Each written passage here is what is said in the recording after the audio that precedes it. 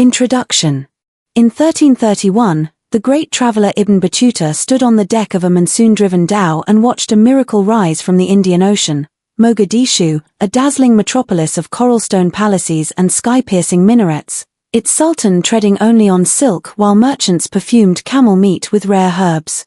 This was the unrivaled titan of the East African coast, gatekeeper of ivory, ambergris, and the northern trade winds. Yet just 3 days' sail southward, in the Emerald Archipelago of modern Tanzania, another city stirred with dangerous ambition. Kilwa Kisiwani had awakened to a simple, revolutionary question: why should the North forever control the river of gold flowing from the mines of Great Zimbabwe? What followed was not merely a contest between ports, but a centuries-long struggle for mastery of the Indian Ocean world. Powered by the rhythmic pulse of the monsoon winds and fueled by gold, faith, and cosmopolitan pride, two rival civilizations, Mogadishu in the north and the rising Swahili city-states led by Kilwa in the south, pushed each other to extraordinary heights of wealth, architecture, and culture.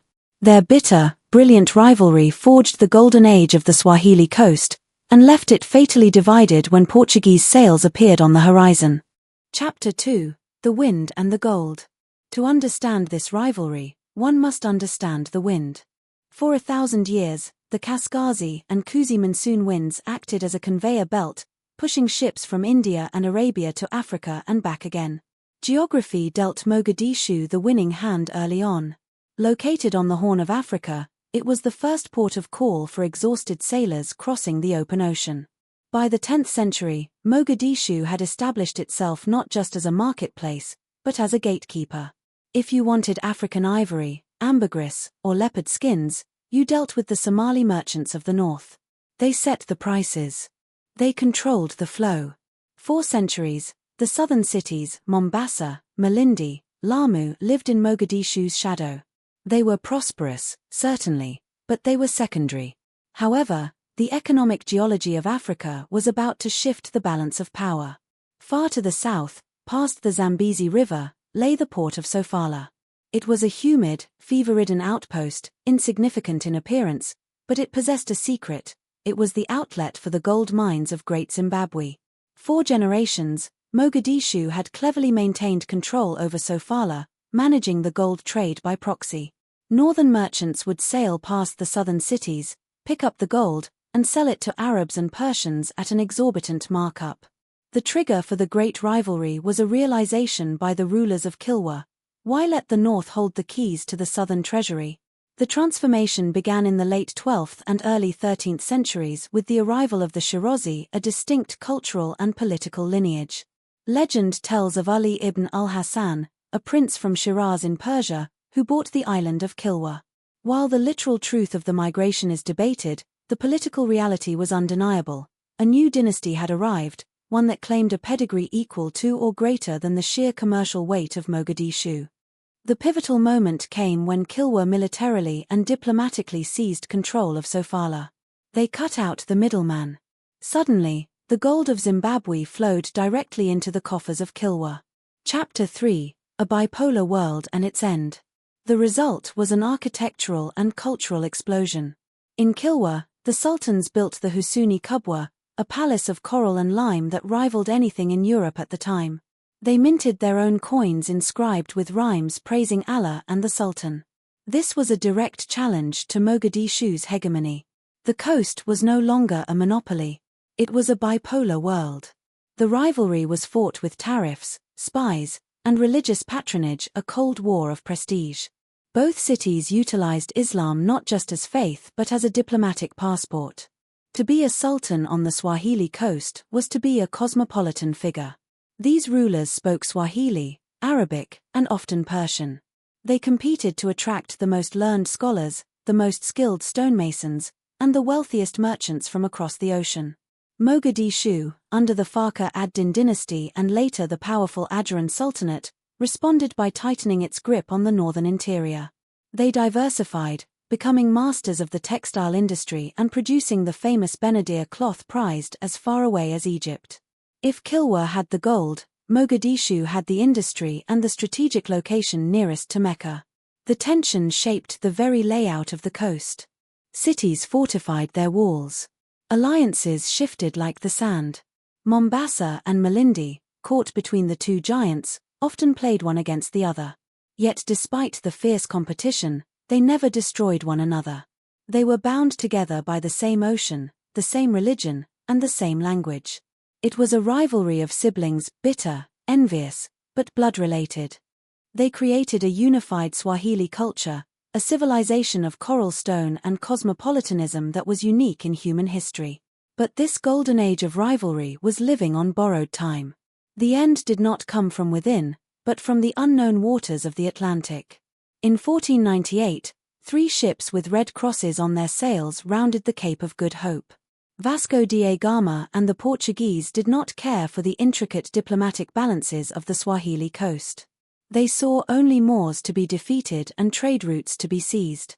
The tragedy of the great rivalry is that it left the coast divided just when it needed to be united. When Portuguese cannons turned on Kilwa in 1505, blasting the beautiful coral palaces into dust, there was no grand coalition to stop them. The complex game of chess between North and South had left the board open for a player who simply kicked over the table.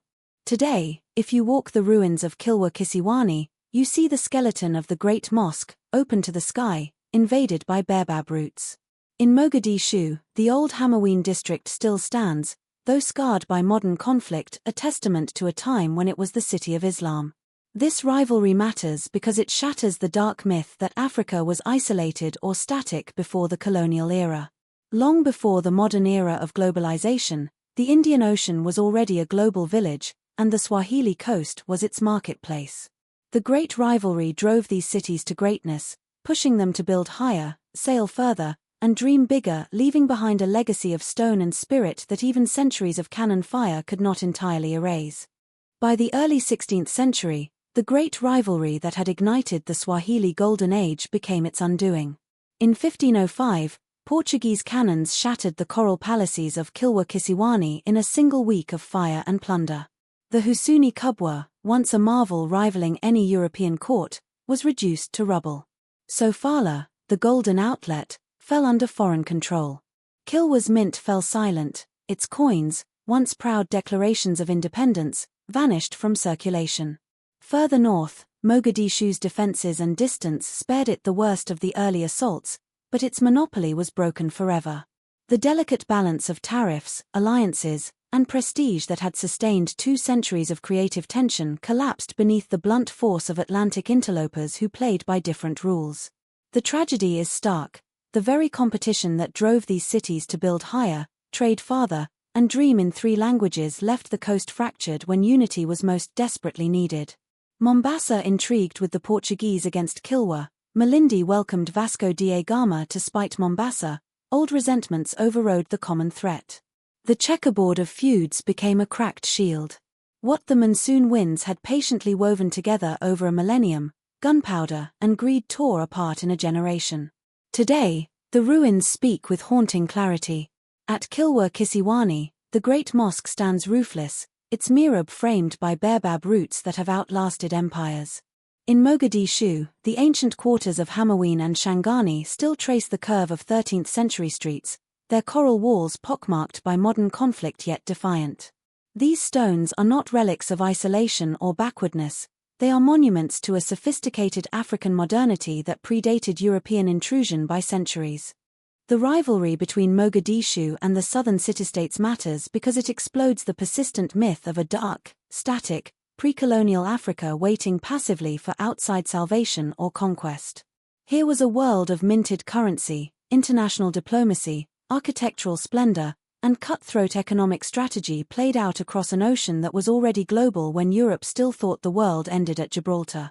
Driven by sibling envy and shared ambition, these cities turned monsoon winds into highways of ideas, goods, and power. Their story is ultimately one of brilliance and warning. Fierce competition can forge civilizations of astonishing beauty and resilience, but when an external predator arrives who refuses to play the same game, only solidarity, not rivalry, offers survival. The Swahili coast learned that lesson too late. Its coral skeletons remain, whispering across the centuries that Africa was never peripheral to history. For a fleeting, glorious moment, it was one of its brightest centers.